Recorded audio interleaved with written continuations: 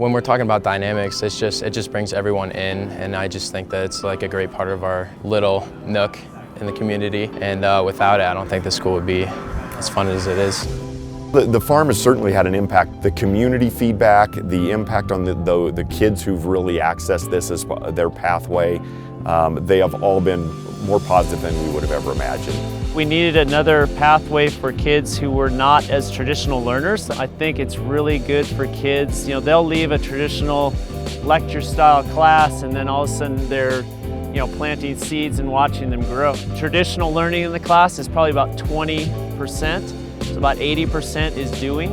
If kids get a chance to do this kind of thing, they absolutely should take it. It's a great experience and a great way to learn and grow yourself. I don't think many students are able to say that they've worked on a hydroponic farm, but I'm really glad I was able to have this experience. It really helped me get into high school and understand how to navigate it better, and I think I would not be quite where I am right now without this class.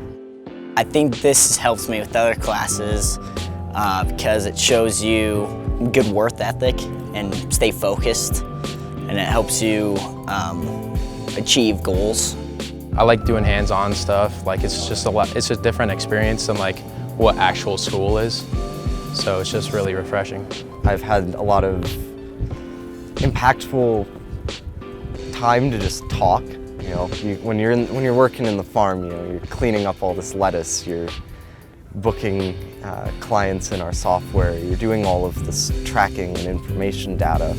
But it gives you a lot of free time when you're in between clients and when you're just doing the grunt work of getting the farm ready and operational, where you just get to talk. And so I've had a lot of nice conversations with Mr. Larson as well as other students just on the general topics of life.